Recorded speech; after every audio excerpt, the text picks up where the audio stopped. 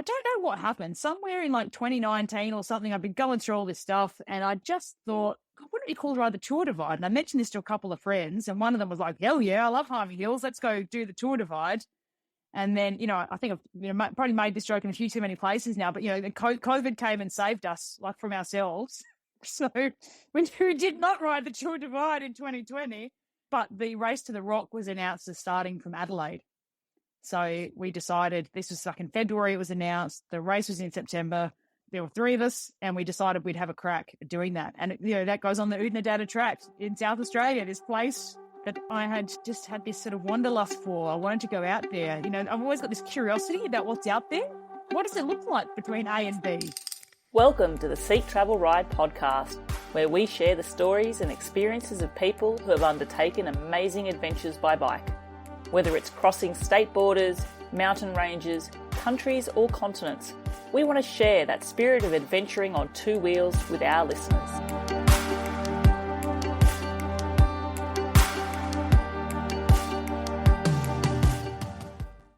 Hello, I'm your host Bella Malloy and I'm very excited to introduce my guest for today's episode of Seek Travel Ride, April Drage.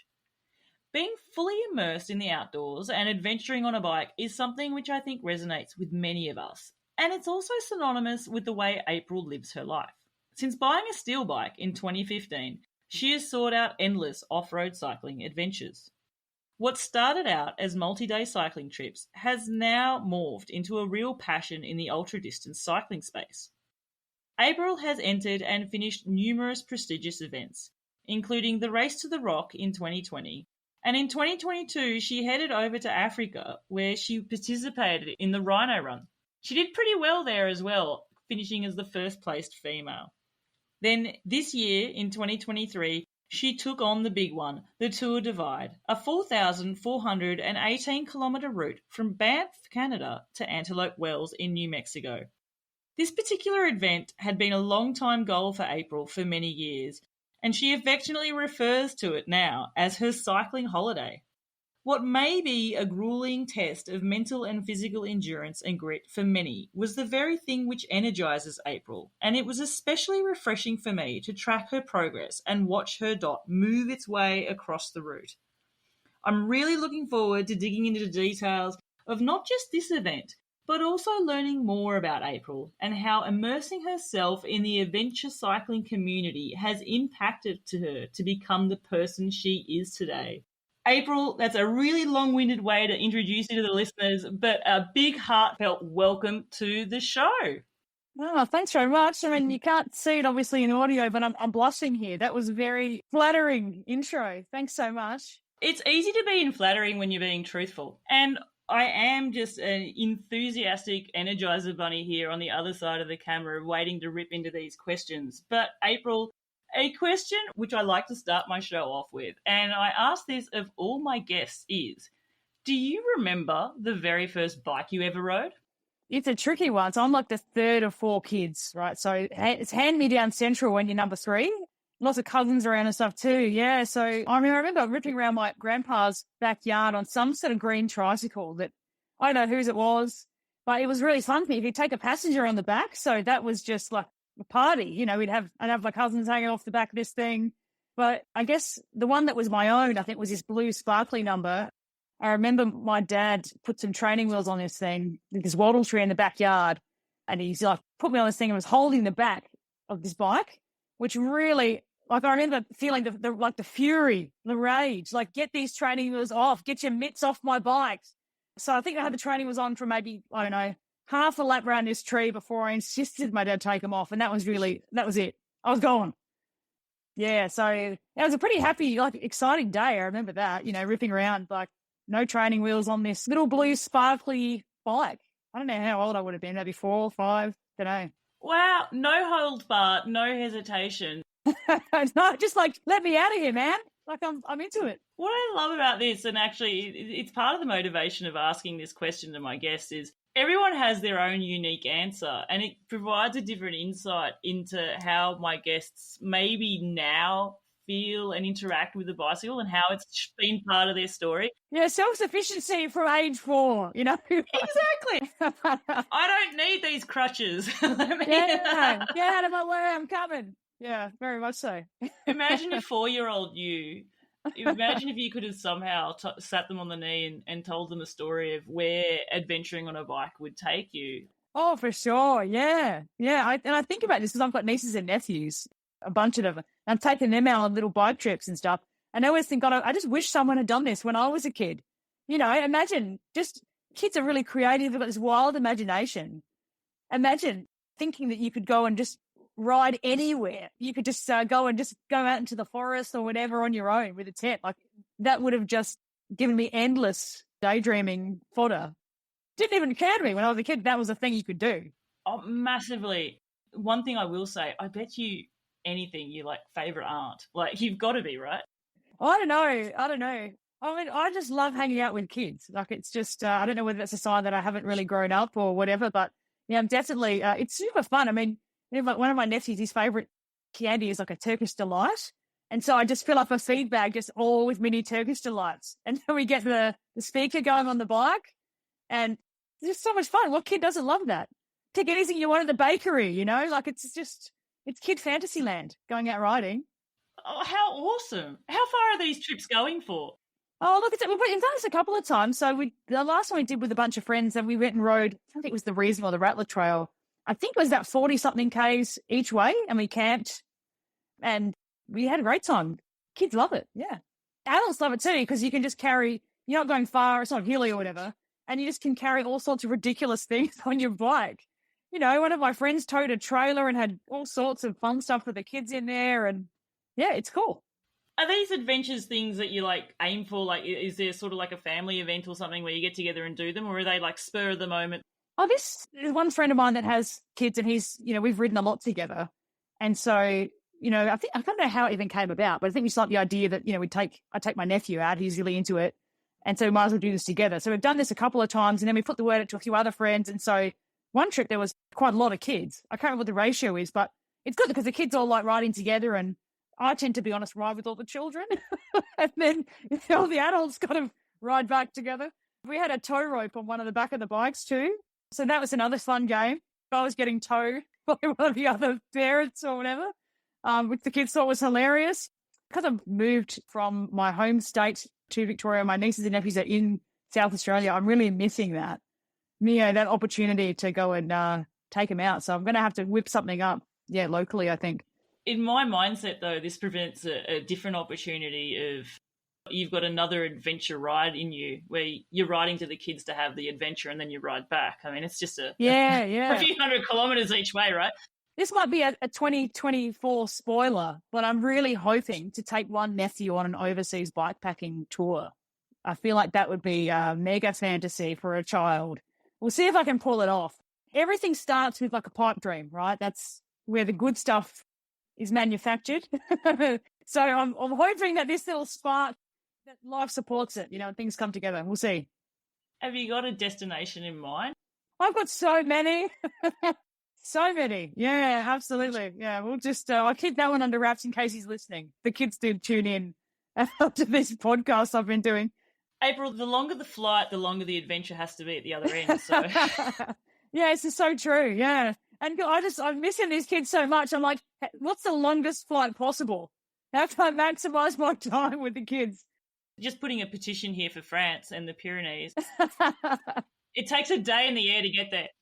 You had me at France. Yeah, amazing. Anytime. We'll level up your game from Turkish delights in the feedback. We can probably even do better than pain au chocolat and croissant. Oh, wow. I do digress, but I love that adventure and your zest for adventure is rubbing off into the way you are an aunt and how you're giving that gift to children. We were talking about it. Imagine if someone had sat both of us down at that young age and showed us that we could adventure that well. Totally. Yeah, life-changing.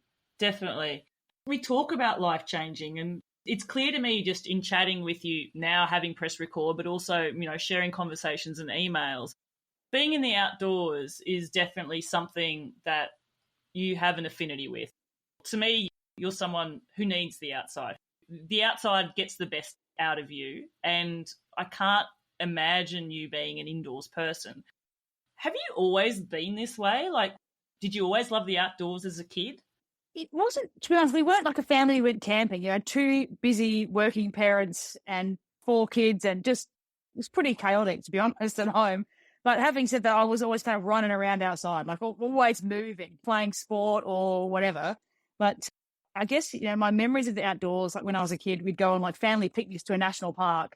My siblings, I'm sure, would have stories about this, but I'm always the person that like cranks it up to like the next level. So we'd go and we'd have a walk along the creek, and next minute, like I'm in the creek and my, you know, like my shoes are off and I'm like walking the whole length of this creek through the national park, soaking wet and climbing the trees and making the cubby house and building the things with the sticks. Like I have such happy memories, I suppose, of doing those kinds of things outside. And I think, you know, it took me just so long to kind of come back to that. I mean, there were times I was living by the beach, and so the beach was kind of like my solace, you know, being outside, swimming in the ocean. If you don't come from a background where, you know, going camping and being in the outdoors is part of your normal, that wasn't necessarily a space that I was comfortable with doing alone or whatever till quite recently. Spent time since with friends that maybe were raised going camping and, you know, going hiking and stuff with their families, and I see how comfortable they are. I see how natural it is for them. That's not what it looks like for me. You know, I really have had to kind of learn how to look after myself, and that's an evolving process. Paying attention to, you know, especially in these alpine regions and stuff, you can't really muck around. You've got to like have a sense of, I don't know, you got to play smart to be safe and to be able to make good choices in the outdoors. So that's like a whole fun new hobby, really. It's new for me. It's interesting, like hearing you reflect back on those holidays in a national park with the family. Like you're the one that's going that extra step. It's almost like there's a pull there. Oh, yeah, it's exciting. Like, hey, how about this? Yeah, yeah, that's classic. And I think, yeah, little April was very much like that. Just cranking it up, you know? So little April was very much like that. And you've sort of hinted that you've sort of come back to it or discovered it again in a way. Yeah, absolutely. There's been a period of your time where the outdoors wasn't that sort of a feature. And I don't even know if that's the right way to phrase it, but it probably wasn't something that maybe you identified as strongly with as you do now. No, absolutely not. And I think part of that, gosh, it's hard to know kind of where to start with it, but, you know, part of it has been, these are the things that you should do in life. Went to school, went to uni, did the, you know, all of the higher education, got the job. I've been playing that game. And somewhere in the mix there, whilst there's a lot of my sense of self that was involved in that, I definitely identify with the years of being a social worker. There's so much of myself and that I've put into that. But that core of who you are, that connecting with nature, that getting energy from being outside, the peace and quiet, and for me, the mindfulness that goes with it, the kind of, I don't know, it's a calming thing for me to do. And I felt like I got sort of tangled up in life and lost sight of that somewhere along the line. And it's taken me a long while to figure out that that's what I need and that it's okay to take the space for that.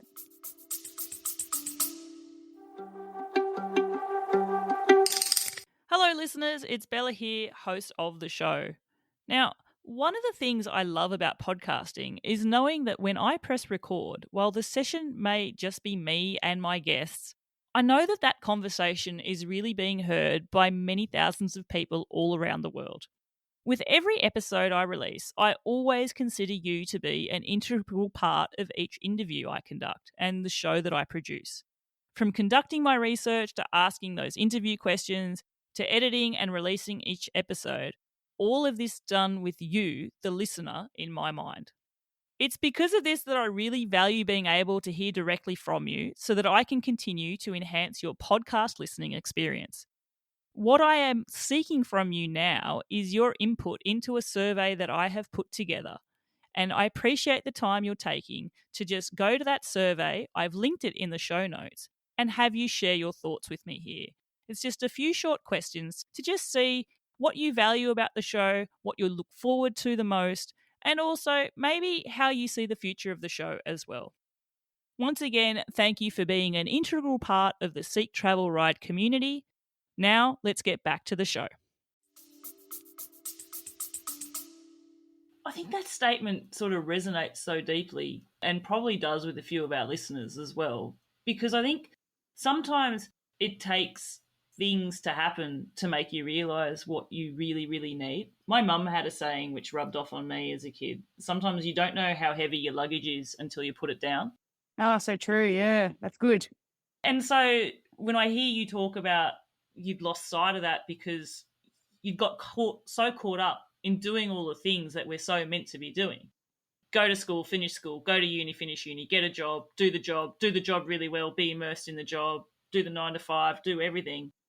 We're not raised where we are taught that those outdoor things, those fun things, those things that maybe are what we need to have, we're not taught that they're things that you should be incorporating. I certainly wasn't taught that. I don't know whether that resonates with you there as well. I think as a society, though, it's like you put off the good stuff till you retire and you earn as much money as you can in the meantime. Like, I think that's just like almost an unwritten rule. I don't know if that's true for everyone else, but that was kind of the impression that I got about how I'm supposed to be living. And to do something that isn't that, I felt like I've had to swim against the stream a little bit. I guess, though, to some degree, you've changed your life. You've incorporated this into your life because of events that have occurred. We talked about you there. You touched briefly on the fact you had a pretty big career in social work. In my impression of it, and maybe I'm not wording this right, April, but it's not a space that you're meant to be hands-on, hands-off, but I can't imagine being in that space doing that role without it having an impact on you as a person as well, day in, day out. Absolutely. And, there's all different kinds of social workers, but I was not like the warm, fuzzy kind. I was like the knocking on doors at midnight kind. There's no tie-dye and big earrings here. It's like there's some serious business going on, and that's why I'm knocking on the doors. And I loved it. Like, it was really something that I was invested in, something that I got a lot from over a long period of time, but there's definitely a cost that you pay for that. You don't just rock up home and then it disappears like it didn't happen, like those hard conversations that you had with people, or it's vicarious trauma. That's the industry lingo for these costs that you pay. But if you were to respond like a human being in those scenarios, you'd just be a mess. You'd, doing this day in, day out, and crying and letting all the natural human responses to these horrible situations. If you were to feel all of those things, I don't think you'd be able to function. So you kind of train yourself. You're a professional in that situation. But over time, it does start to kind of bleed into your personal life. And people keep doing it past that point. And I guess I could see what that trajectory looks like. And that doesn't seem like a very appealing way to live to me. So I had to do something. Was it something starkly then that occurred? Like, when you're in it, sometimes you don't see it, if that makes sense. I knew I wasn't happy. Like, I just couldn't feel anything. Like, I really just couldn't feel anything. And I think if you're kind of numb to those experiences at work, and you start feeling like that in your personal life, and you're looking around at your colleagues, that maybe have been in there even longer than you have. I mean, I was a social worker for nearly 20 years. Like, that's a long, long time. That's a chunk of time. Yeah, it's a huge chunk of time doing all sorts of disturbing things, like working in prisons and child protection and all that kind of stuff. And it's, really meaningful work. And that's what motivated me to do that kind of work in the first place. But I think it does have a shelf life for sure. And, we touched on it in our chat beforehand. And it's something I've been really open about. I was really close with my mum, and my mum died reasonably suddenly, I suppose, somewhere in the mix there. And it does give you pause. It really does when that happens. Life isn't promised. You don't know when your days are going to be up. So I didn't want to live in a way where I was numb to it all. I didn't even know if it was possible to actually feel happiness and feel joy and feel all those good things, because if you're blocking out all the hard feelings, you're numb to all of it. You don't get to pick and choose which things you want to feel and which things you don't. It doesn't work like that. So I guess I just had to, take some decisive action, because I felt like I just couldn't keep doing what I was doing. I couldn't imagine also going through and losing your mother, losing your best friend, I believe. Yeah. You said there, life isn't promised. I think you've come up with another one. Tomorrow isn't guaranteed. Absolutely, yeah.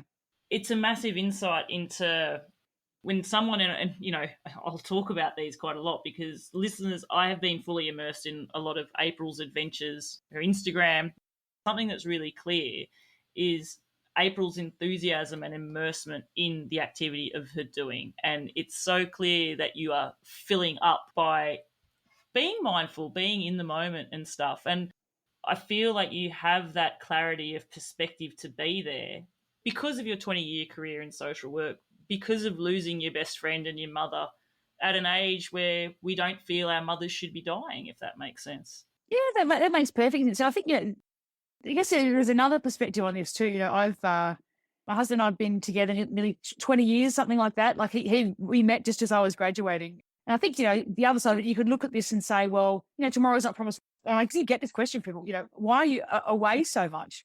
It's because, Dave realizes, as I do, that to get the best out of myself, I need to give myself that space. Like I connect out there. I'm just checking back in with myself.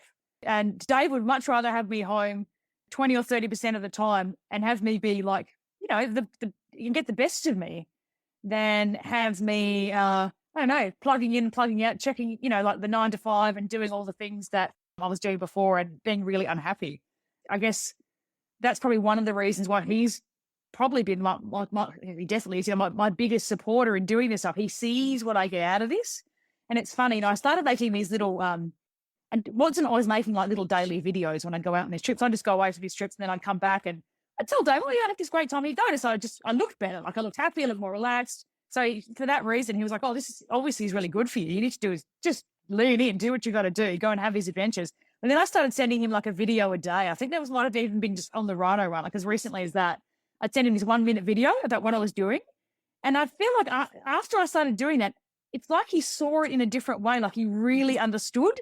He could just sort of see it in my eyes, see it in my face, whatever, how much, I don't know, joy and energy there was for me in it. And that sounds really cheesy to say, but it kind of inspired him too. Like, wow, this is really something that you're doing.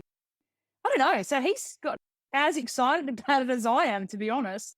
It's been really not just like an individual pursuit anymore. It's like, yeah, we call him Media Team Dave when I'm on these trips because he started sharing those videos. The first one he shared, I didn't know he was sharing it because he has the login to like my Instagram and stuff. He doesn't know social media very well, but he thought he would just share some of my photos and shared a video that I'd sent directly to him, which I thought was kind of funny. Dave is really fun. It's like it's almost like he's with me there on these trips. So yeah, it started off as being like this, almost like a therapy for myself, but now, yeah, got a bit of a team here. I don't know. He's like the soigneur. He's the support crew at home to help me kind of get organized for these things. He's like a master of fixing dynamos and like he's got this really niche skill set now, which is really kind of fun. Media Team Dave, your number one fan. Yeah. I'm glad I'm tracked here. Sorry, I was just trying to... No, that's cool. I was wondering that when I was looking through your Insta and seeing, Media Team Dave has checked in and I'm like, hang on. And I was like, are you uploading during the event or are these all in a cloud and maybe he's uploading as well? I just dropped WhatsApp stuff to Dave and it's quite funny because he doesn't have social media himself. So he doesn't know how to drive any of it, which makes it even funnier. So he was even like set off on Tour Divide and he was like messaging one of my co-workers and saying, do you know how to do this with the login? Do you have the login for April social media? He doesn't know how it works. Just like, why would I have that? You got to learn to drive it, Dave. It's pretty funny. That's what makes it so good. Like it's like so low tech. It's just Dave with really clunky typing, adding photos and videos. I love it. All of a sudden, I want to have a drink with Dave. Doesn't everyone? Honestly, he's like the life of the party. Everyone loves Media Team Dave. that'd be awesome. Always, we were saying, April, we need to have like campfire chats and have my guests to the campfire.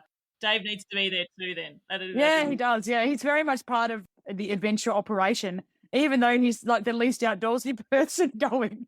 That was actually going to be a question of mine. Has any of this rubbed off on Media Team Dave here? Dave, sorry.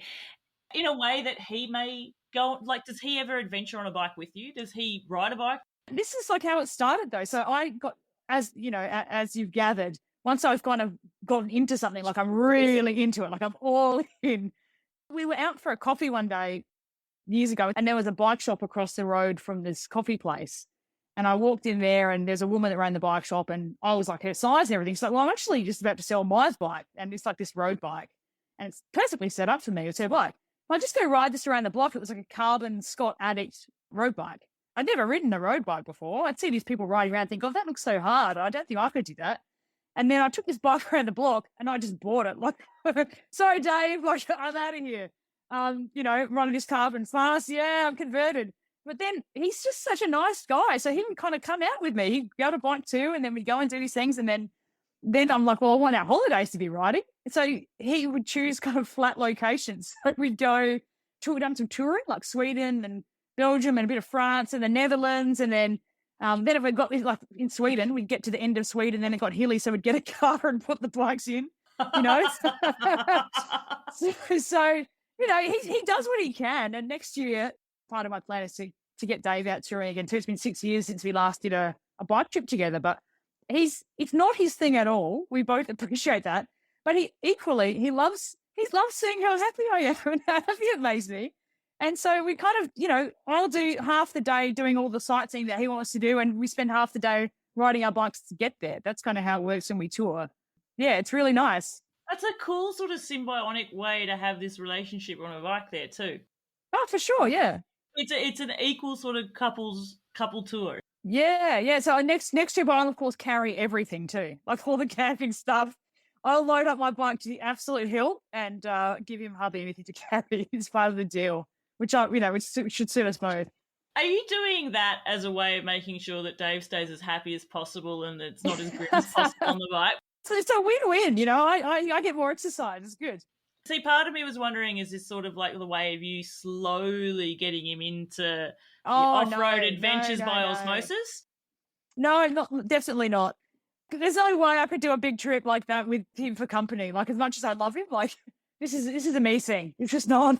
You do that, and then you need another trip. I see. I think because they call tandems like a divorce machine, don't they? That's like the nickname for a tandem bike. So I'm not looking to get divorced anytime soon. So I think I'll just keep cycling for myself. But if he wants to go on a little journey and see a new place and we take our bikes, then that's cool. Oh, that's hilarious. In one of my cycling clubs in Australia, good old Jindabyne Cycling Club, and shout out to any Jindy Cycling Club teammates and clubmates there who are listening at the moment, and you'll know who I'm talking about here. We have Michael and Colleen, which I affectionately call the tandem of power. Colleen is vision impaired. She lost her sight, and Michael is the pilot, her husband. And we always used to joke at times that they were a machine. And as you know, April, that area in the Snowy Mountains, it's actually part of Australia that is pretty hilly. We always used to joke it was really good sometimes that Colleen couldn't see what Michael was doing because he's piloting the bike. Oh, God. He descends like a demon. The tandem of power. I love it. Have you ever been on a tandem? I've not. Have you? I can't think of anything worse, actually. The closest we've come is we rode a kayak, with the two quads. That was infuriating enough. Like, no, this is like my dad with the training wheels. Like, just lead me to it, Let's bring this back to you then. We talked about, Dave's your big support there, and you realised that you needed to make a change in your lifestyle. You got that first bike back in 2015. You had those multi-day little trips and stuff, and you obviously had trips with Dave. But then taking those trips and going out for hours and hours and hours, day after day after day, and putting in some fairly hefty distance, how did that come into it? It's so funny, isn't it? Because I used to read these, I don't know, like bikepacking type magazines, hearing other people's stories. But it never, ever did it occur to me that that's something that I would be capable of doing. I was actually on one of these bike touring little trips with Dave, or somewhere in the Netherlands, and we went into this bike shop, and I saw this huge poster on the wall of this starry sky and this tent and a bike. It just looked like an incredible picture. And I asked where the photo was taken. It was on the Oodnadatta track in South Australia. And I'm so far from home. It's in my backyard and I had not been out there. Something just planted a little seed, when I saw that. I really wanted to go out there. Wouldn't it be cool to do something like that? And that was sort of filed away. And I've been reading the Cordillera, the stories of the Tour Divide as well. So I don't know what happened. Somewhere in 2019 or something, I've been going through all this stuff and I just thought, wouldn't it be cool to ride the Tour Divide? And I mentioned this to a couple of friends and one of them was like, hell yeah, I love Harvey Hills. Let's go do the Tour Divide. And then, I think I've probably made this joke in a few too many places now, but, the COVID came and saved us, like, from ourselves. So we did not ride the Tour Divide in 2020, but the Race to the Rock was announced as starting from Adelaide. So we decided, this was like in February, it was announced. The race was in September. There were 3 of us, and we decided we'd have a crack at doing that. And, that goes on the Oodnadatta track in South Australia, this place that, I had just had this sort of wanderlust for. I wanted to go out there. I've always got this curiosity about what's out there. What does it look like between A and B? Yeah, so we just sort of started having a go at learning how to put things on our bikes. And we were using like whatever bikes we had to kind of start practicing, which was very, very funny. One friend with a dual suspension mountain bike, and we're just strapping any old camp stuff to this thing, and things that wouldn't fit on her bike, we'd fit on my bike. And then my bike would be like pannier bags and like just a big, huge pile of stuff on the back. And it was really like ragtag bunch of, it was pretty funny. We had some hefty times just like going out, and it's hard. Bikepacking, when you first started, you don't realize how much harder it is than like regular riding. So we'd be absolutely cooked. We'd go for like a day and a half, and we'd feel like we'd been out there for a month. We'd come back like just bedraggled and totally exhausted, and you're getting lost, you're falling off, you're in the bushes, you're learning how your camp stuff doesn't really work very well. And it was such good fun, having that experience of kind of cutting your teeth, learning all these skills. And then, the first day of Race to the Rock was like the biggest day I'd ever ridden. This is the first day. And we weren't even trying to I don't know, get a time goal, and he was aiming to finish. That was all we were trying to do. And I'd broken my wrist, I think maybe 6 weeks before that started. Like, we had setbacks. It was hard because it was the first time that we'd done anything like that. But I just really loved it. Like, every minute of it. I needed it to end because I was exhausted. But I was also like, I want this to go forever. Like, I can't go back to not doing this stuff. Like, this is amazing. That's an interesting thing, because when you said you need to end because it's exhausted. Yeah, I was cooked. Like, I was not conditioned to do this. This is new for my body. It's a lot. Was there an element of ignorance is bliss when you set off for Race to the Rock then? Oh, look, I'm a pretty anxious person. So I had an idea of what I was up for sure. There's a point at which says, you want to carry enough that you're safe, but you carry too much and then you're stitching yourself up because your bike is really heavy. So there's a tipping point in there somewhere, and you've got to learn where the sweet spot is. And I hadn't learned that yet. In some ways I'd made it harder for myself. So it wasn't ignorance is bliss. I wouldn't say that. I feel like I was prepared for a lot of things. And I think if you've got that constructive mindset where you're looking for solutions, you can kind of work your way out of a lot of things. That was the mindset I'd gone into it with. There was no moment at which I was looking for reasons to stop. And even when I broke my wrist, to be honest, I was riding on a trip. I broke my wrist before the Race to the Rock, and I was riding to the hospital, right. So I realized I couldn't change gears. So I was like, I'm just gonna have to just divert and go to the hospital and get a scan because this ain't right. But I was like, there is no way that this is going to stop me from doing that. That was all I was concerned about. There hasn't been any situation on a bike where I've been like, I've got to get out of here. No, I love it. That's so interesting. It marries up 100% with my perspective of you from what you've shared. And I'm going to say that word again, fully immersed in the experience, energized by that experience. Because I've spoken to other people in this part of our sport, in the adventure side of things, pushing the boundaries, long distance endurance, tough routes, whatever you want to call it. When I've spoken to people in this space, there are moments in the event where many of them would agree that sometimes what they've wanted to happen was something out of their control to take them out of the event. So their bike breaking or something. I wish that my bike would break so I wouldn't have to do this anymore in the moment. All of them that have said that have ended up continuing and getting to the finish. But it sounds like that's definitely not the case for you.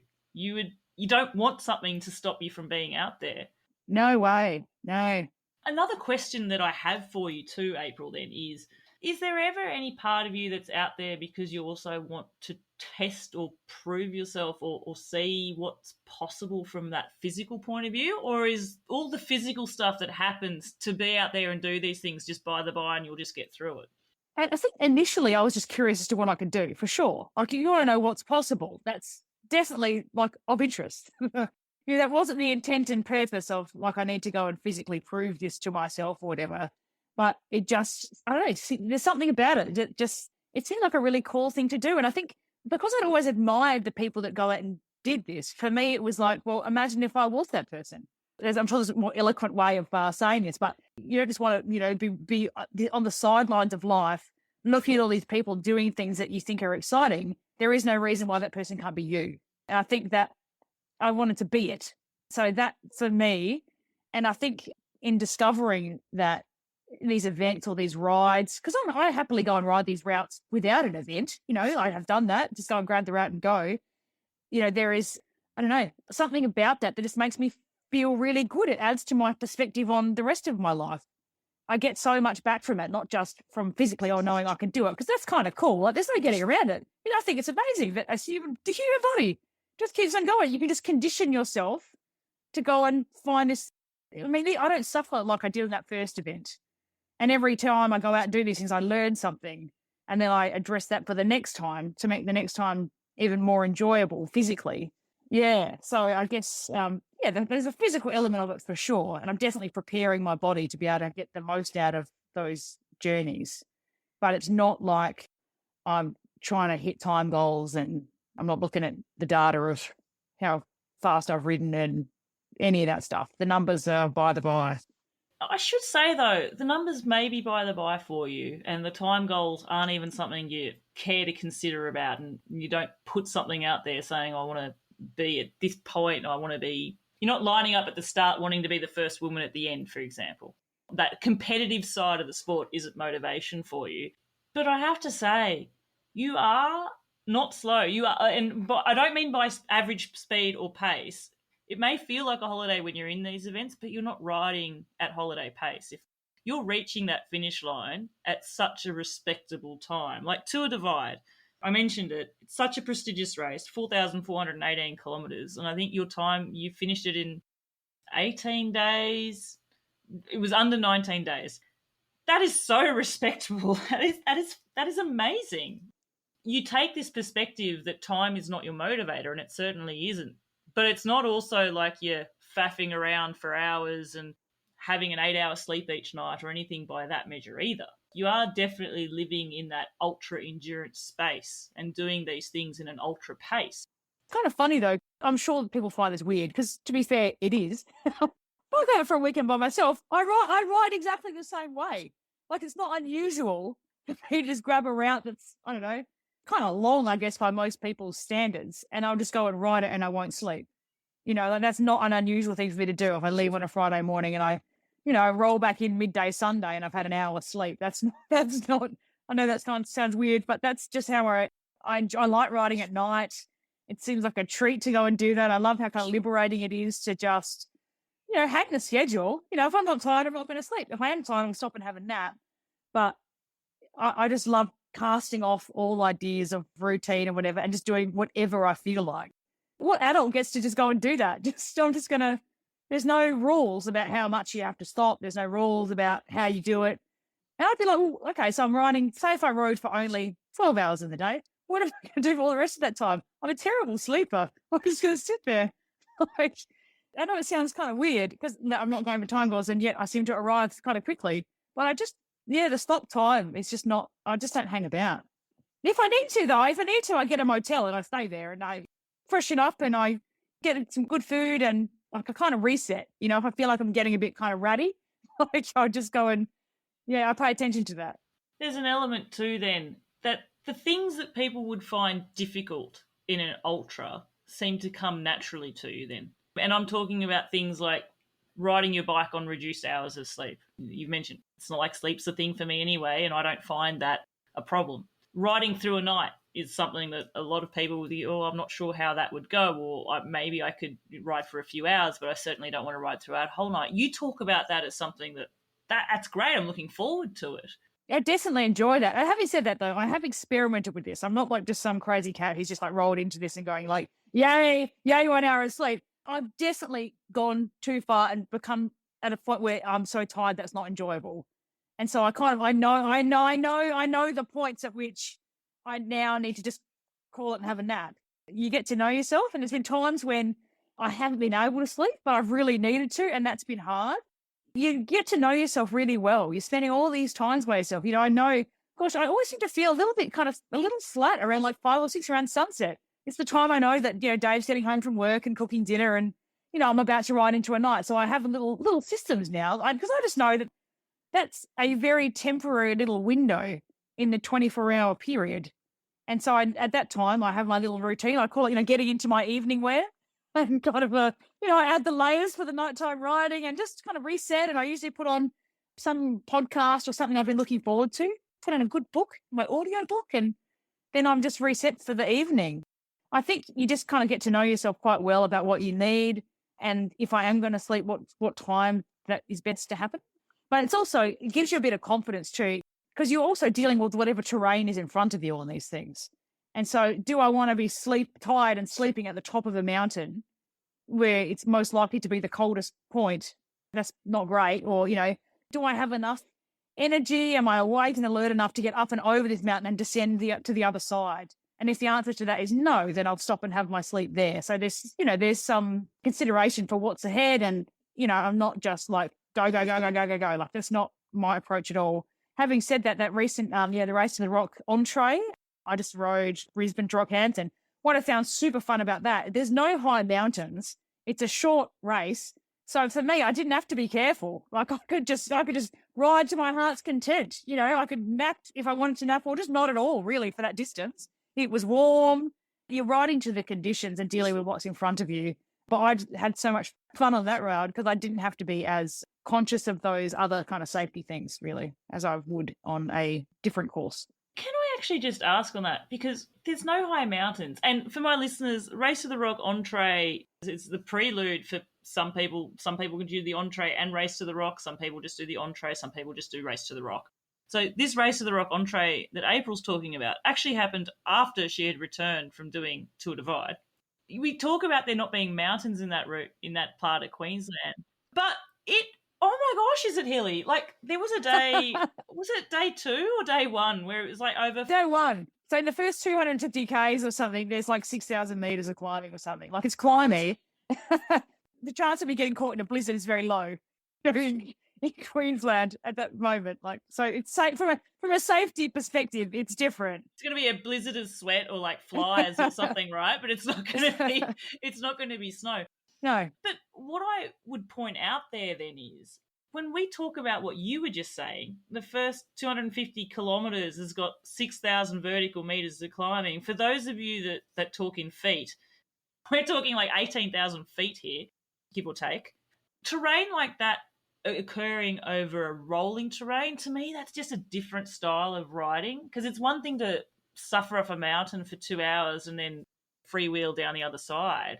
To keep in rolling terrain constantly takes a different level of, I don't even know if it's mental exertion as well as physical exertion. I find it actually harder for me. What about you? I don't know. I mean, terrain is so varied. It's really beautiful. Like that's the focus. I really quite like climbing. I think, one of the friends that I was kind of getting a feel for this sport with, this friend from Adelaide, she'd done a whole bunch of Ironman events. So she told me early on, like, basically any kind of burn that you're feeling in your legs, you're going to pay for that. You're just looking after your legs pretty much so that you're not having to try and recover. And so I just ride like that. Like, I don't know whether that's what you're supposed to do. I'm not someone who's had a coach and done anything structured or whatever. So I just kind of ride like that. So whether I'm going up a climb very slowly or whether I'm on the flat or whatever, I feel like it's the same amount of effort that's going in. Like I'm not pushing if I don't have to. Choose the easiest gear you can manage.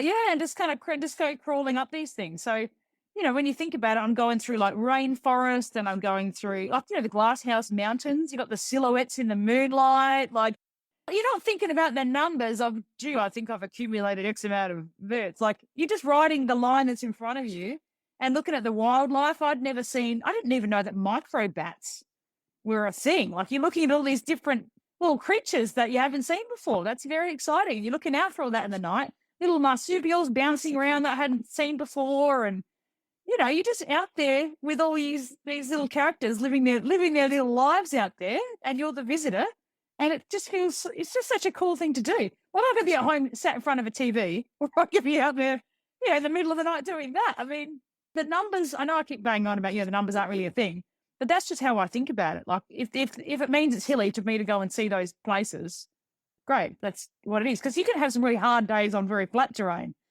Talk to anyone about riding these sandy corrugated tracks in baking heat. Like that's way harder than cruising around in the Glasshouse Mountains at night. Well, I guess actually you would have had that in the Rhino Run. Corrugated roads in the baking heat. Yeah. But it's so fun. I think Australia prepares you really well for, so in Africa and Namibia, the distances between the water on that ride is far more civilized than like the race to the rock. There are little lodges out in places. Don't get me wrong. It's hard. Like it's really hot. Like it's baking heat from really early. There's no shade. There's times I talked about where, I know I need to sleep, but where's your opportunity to do that when it's high into the 40s? You can't be hanging around with no shade and trying to sleep. So there were different challenges on the Rhino Run ride, just trying to manage that, trying to get any sleep when it's that hot and there is no shade and you're not going fast because it's corrugated and it's rough. Like that's some challenging conditions for sure. But it's just, every ride has got its, you could focus in on what's tough about it, but you could also focus on all the rest of it, which is you're riding in Africa. There's like oryx, there's warthogs, there's all these crazy animals, these huge sunsets, and like it's just, I know it's hot, but geez, look at that. It's just crazy. Well, one of my questions was going to be, what was the motivation for the Rhino Run, heading to Africa, this sort of event? And I felt like I already knew the answer to that, just talking to you. It's funny because what I had intended to do, so I was turning 40. So born in 81. I was turning 40 and then... We are a similar age. Yeah, there you go. The good stuff. 40s are pretty cool. Hell yeah. So my gift from Dave was a voucher for any international bike trip that I wanted. Like just whatever you want. So he's 40 if I sent him to Antarctica, just for like context. Like we're very much about, supporting each other to live our dreams. But, COVID hit. So my previous dream, I was going to go to Patagonia, was what I was going to do, or ride the Tour Divide. Like I had all these, I don't even know why I thought I could do any of these things. But anyway, by the by. And then I knew that Curve had been scouting this route for so long. So Ryan Flynn is from South Africa. He's one of the directors of Curve. Obviously, I trust these guys making routes because they put so much love and care into it all. They do the race to the rock routes. I don't know that Africa is a place I would necessarily just lob with a bike and go riding, but the fact that they had crafted this route and I trust them, I'd never traveled overseas alone with my bike and gone and done a trip. Like there was so much about this that felt like a huge challenge to me. I was so scared. So that was really appealing. I went over to Victoria and popped in at Curves. I can't remember what it was for. Some other thing I was talking to them about. And Ryan he's the director of sales there. He's a very good salesman. I asked him about the Rhino Run and he'd sold me on the Rhino Run in about 5 minutes. I was like, okay, done. And then I just booked to go and that was it. For me, it was like, well, if I can do this thing I think I can't do, then I've earned my place at the start of Tour Divide, which is the thing I really wanted to do. Wow. Because, the Tour Divide is much longer. Not that the Rhino Run is short, FYI. No, but it's more similar. So the Race to the Rock I did, I think was 2,500 Ks or something. And I'd done the Sydney to Adelaide version of Race to the Rock as well. And that was a really challenging course. So I felt like I could manage the riding part of the Rhino Run. Like that to me seemed achievable. But the other aspects of it, like it's in a foreign place, it's, there's so much that's kind of out of my comfort zone. It's a different thing when you're in a different country. You can't just phone a friend and say, hey, I mean, Dave's always up for a long drive. If I got stranded somewhere in Australia, I feel like he'd just help me figure it out. But there's a different thing when you're relying only on yourself. You're in a foreign place. So I wanted to kind of get over that mental hurdle. And of course, it's exciting to ride in Africa. Who don't want to do that? That's cool. It feels like a real adventure. Because it is, it's cool. Have you been vicariously living through this year's edition, which is on at the moment? I know the front runners have finished, but yeah, but I know like Badjo I met on Tour Divide and we've got a friend in common, and Claire Stevens. Claire has been an idol of mine since she started doing her thing. And then of course more recently I've come to know her. So I definitely have been 100% following their journeys and cheering them on. And it's hard to describe. I feel it, which is exciting to me. Yeah, I connect so strongly with it. I'm just like cheering for them. I'm, reflecting on the magical experience that it was for me. I mean, even the photos, they posted the photos for this year's Rhino Run. Kerr initially posted the photos from like the rider briefing.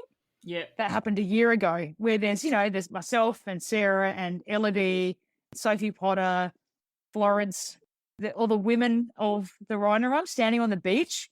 And I just remember how exciting and scary and all of the things that felt like and that was only a year ago. It's been huge, I was almost choked up, almost going to cry just thinking about it. Like, what a freaking magical time. What a dream I'm living here, like they've almost quite pitched me. This is incredible. And so watching Claire now have that experience. She must be finished just now, right? Because I think listeners, when this show comes out, the Rhino Run is definitely over. Yeah, and I should, of course, give kudos to Benke. Benke is like one of the loveliest human beings going.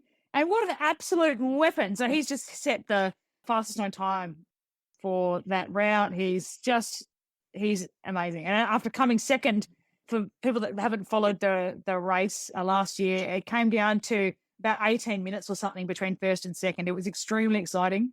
Both riders riding curve cycling titanium bikes, just by the way. Shameless plug. No, that's all right, because we will get into that. I actually want to talk into that. I'm going to say it one more time. Immerse yourself in the sport. You've immersed yourself so much, you live and breathe it as your work. I'm in deep, man. I'm in deep. Yeah. Actually, and for my listeners who want to know more about the Rhino Run, there's a brilliant documentary out on YouTube about that last year's event, which you were in like briefly, I might add, April. Like, you think I haven't seen it? I haven't seen it at all. Oh, you're kidding me. What? Oh. It's called Don't Look Back, and that's how I roll. I don't look back. So that answers another question I had. Would you ever do an event like that again? And maybe I've got my answer. Do the same event twice, you mean? I mean, there's no reason that I wouldn't. It's only that there's so many other things, other places I want to see, and it's often for me one of the motivating factors is the curiosity. I'm curious as to what's out there. There's been smaller ultras here in Australia. So the Canoe Rally, an event that a friend ran. The first running was called the Quadrilla Rally. It was an event that was run in winter. So I've ridden that, I think, a couple of times. And there is definitely some benefit in having ridden parts of the course before. I learned so much the first time. Second time I was able, I was happier with some of my riding. I'm not a very good rider. I know it sounds like a silly thing to say, but I'm just crap at riding bikes. I just really love it. So there are certain parts of single track and whatever that I just absolutely made a total meal of and was terrified of the first time. And I had a bit of redemption the second time. So I'm not opposed to riding routes twice, but if it's a big thing, like sending yourself halfway around the world to go and do something, there's so many places I want to explore. So just logistically, I don't know how viable it would be to go again, but yeah, I'd love to go and ride the Rhino Run again. I'd love to go ride the Tour de Ride again. Yeah, there's so many places I'd love to go again, The thing that I love about bikes and adventures is, you are right, there's endless possibilities. And with each year that goes on, as more and more people get involved in this scene, there's more and more adventures and places to discover as well.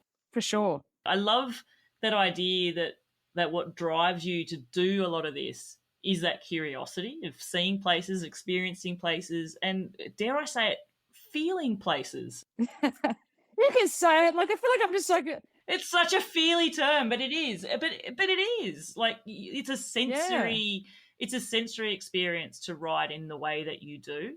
You visually are seeing things, you're feeling things, you're smelling things, tasting things. In fact, if I go on a tangent there on taste... You do have an extra complexity about you. It's something else that I guess I've got a couple. Maybe something that you got to problem solve a little bit harder than a lot of us do is that you're celiac. Yeah, celiac and vego too. Yeah, all for the vego. I say thankfully I'm not celiac because I do love my bread, but also from this perspective, from a riding events long distance perspective, I can only imagine that throws a few curveballs up for you, or it takes a bit more thought and planning.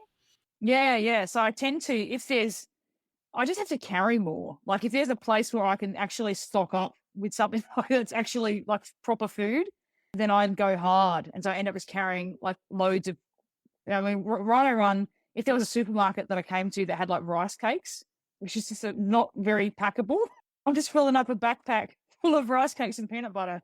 The rest of the time I live on like potato chips and fruit and nuts. Like it's not a balanced diet. Banana chips, whatever I can find, sesame snacks, Snickers bars. Yeah, it's a weird diet for sure. And I'm very conscious of that because I'm asking a lot of my body.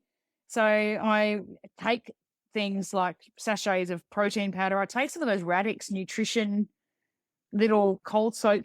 It's like as emergency. You obviously can't take enough for these whole trips. But I've always have a couple. They've gotten me out of jail free a couple of times, like where I've gone places and I've been like a couple of days without a proper meal, and I'm just, or if things are closed that I don't expect to be. They've really saved me. And I felt it does do a lot for you having a decent meal every now and again. You feel so much better. It is. It's a big reset. I have it as a question actually because I definitely want to drill into the Tour Divide. I'm just going to ask this now because it's coming up. Is being a celiac posing its challenges there? What is the most weirdest thing that you restocked with during the Tour Divide that you came across from an American food point of view? Because surely you must have come up across some weird. Oh, I was eating some weird stuff. Yeah. Well, do you know what was the most exciting weird purchase? In Canada, they had like vegan jerky, like tofu jerky. It was like seasoned and salty. So it's like, tofu jerky. I love tofu. So I was really excited about that. And then that dried up pretty quickly, into America. But it's just gross. Like I think back to some of the things you eat and you think, oh, this is just disgusting. Like I was eating, so at gas stations, they have little packets of like gluten-free Cheerios. And then I'm just like eating that with milk. Like this is dinner. Like, I know that doesn't sound that weird, but like in South Australia, for example, I had to go at Maree. I couldn't find much to eat there before I was going to go to a different road section. So I don't even usually eat cheese, eating a block of cheese, just like straight, like chewing away on the cheese. Like you just end up eating whatever you can get. I think I've seen Sarah Hammond do that in like years ago in a race. We were actually talking about this. We were sitting in the office at work, and was she the pioneer? She was telling me about this. I think she was like, "Oh yeah, there was like bite marks in the block," and I was like, "Snap, me too." So it's funny because she's like vegan. She really never has cheese. I don't know that she was at the time. She was gnawing through the block, but yeah, and trying to eat like creamed rice out of a can through a bug net. I mean, that's not pretty. This is not a glamorous activity I'm involved in. And it gets so feral so fast. Like, it's amazing how much you're like, what happened here? Does Media Team Dave have a photo of this? Like, oh, this is a pre-media team. I think I know there's a photo of this somewhere though. I think this friend I was with riding out there took the photo. It's pretty funny. It's like this folding spoon and just this like it's just everywhere. It's so gross and there's flies everywhere.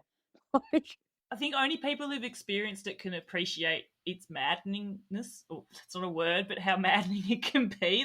What was so funny though, having said it, it's funny in hindsight, but I bought the $20 fly net from Cedar Summit, and I don't know if it's one or both of them, bought like ones from eBay, these just cheapo. They were the better ones? No, they were like so scratchy that they felt like their head was going to get severed off by these things, like around their neck. Like they're getting like garroted by the cords around their necks to these bug nets. They were really scratchy, they were heavy, they were thick. Like it just was like as aggravating as the flies. So there's an advert for Cedar Summit. Spend the money, get the good bug net, everyone. And that lives in my top tube bag now, even, to be honest. Like, it's handy. I'm just picturing, I wonder if it was like fly screen with just like a cord around it or something. yeah, so true. Maybe. Going back to knowing what works and what's not going to irritate you, because something that's really important to drive success, and I'm not talking about placement in an event, but actually being able to finish something and complete something that you set out to do, is being confident in your equipment. And from speaking with you, April, what's really clear is you gain confidence through your preparation. Gear and gear choices are really a critical component of that. I mean, we did mention there a career fully immersed in bikepacking because you do work now with Curve.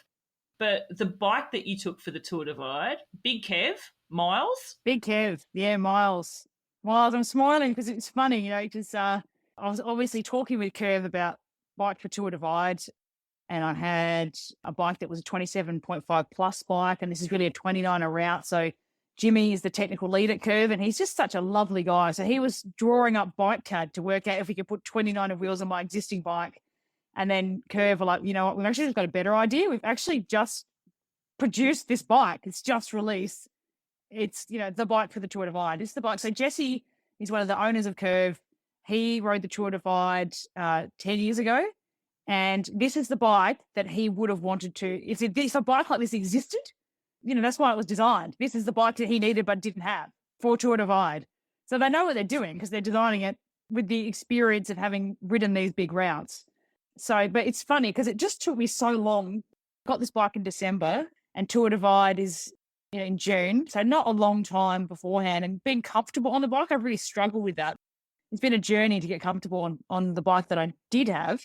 And then, so I just went out and rode this thing. Like, this is what not to do, okay? It's just to get a bike with a tape measure, roughly set it up, and then just go and absolutely ride the hell out of that bike. That's a bad idea. Really hurt my back. I just messed myself up. And then Curve, of course, hooked me up with the bike fitter I should have gone through in the first place. This guy, Rider Fit, Stuart, sorted me out. The bike felt like a different beast. Like, it felt like my lounge chair. You get to know what feels right, because you've been riding your bike a lot. Like, you get used to your own, the armchair feeling. And so, yeah, more kilometers in, more testing, whatever. But I just can't believe that. So this is like the stock model. And I know I work for Curve, so this seems particularly shameless.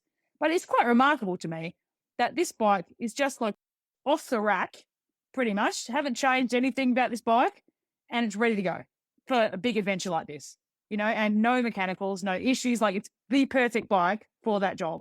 I'm so lucky to be able to do that. Like, not only did I get to go and ride the Tour Divide, which is a dream, I had friends that know what they're doing, that design this bike, that hooked me up with it, that then I got to go and actually have this experience on this, basically like the Rolls Royce of bikepacking bikes. Does what it says on the tin. It really enables you to have that adventure. And yeah, it does. And having that trust in your gear, like, I'd been able to obviously go out and ride it.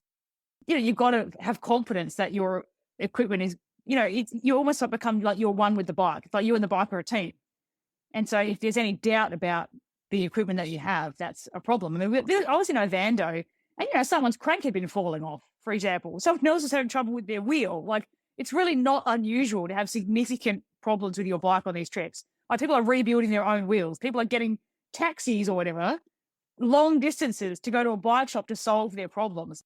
So the fact that I was able to go the whole way and have nothing as an issue, like, I look after my stuff, don't get me wrong. Like, I needed to change my brake pads, it's a long ride. It was muddy. Like, that's what happens. You keep an eye out for these things so you don't, to prevent issues from occurring. But it's still, I think it's remarkable that, yeah, out the box, off we go, designed for the purpose. And yeah, amazing. Again, like you said, being able to draw confidence from the fact that you've got something that was designed for something and you have full trust in its ability to get you there. You're not doubting the bike's ability on this course. Yeah, because I trust the people that designed it too, like knowing them. It's not even just like I've, bought a mass-produced bike. I know the people that put the thought into designing this bike because they know what works.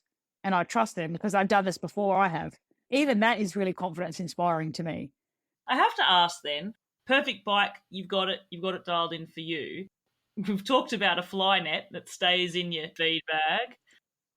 What is the critical bit of kit that maybe, not the norm, not the tent, not the bivvy or, not your sleeping bag, but what would be the critical piece of thing that you take with you from experience on these type of trips? Gosh, I don't know. That's really tricky. I mean, I think, maybe this is useful. One of the questions I get asked a lot from other people is actually about my backside. Like, people have problems with saddle sores and stuff, and this gets quite significant. So for me, not using a chamois or lycra or anything like that, I use bamboo boxer shorts, and that makes everything so much easier. That is like the game changer, really. Because if you have trouble with that, you're not going to, yeah. When you made the change to that, is it a case that it's bamboo bike shorts plus how you are there without being overt about it and the saddle that you have that means that this works? And the bike's fit. I'm curious about that element of it because the more I think about this and speak with my guests, there's a percentage of my guests that enter these races that seem to do quite well with them that aren't wearing chamois. And it's sort of one of those things where, okay, how are they dealing with that? Are they getting saddle sores and just gritting through it? Or are they not getting it? And I don't think they're like, riding Brooks saddles on a on a tour or something. Is it your bike fit that informs the seat choice you use? It's all of the above. Yeah.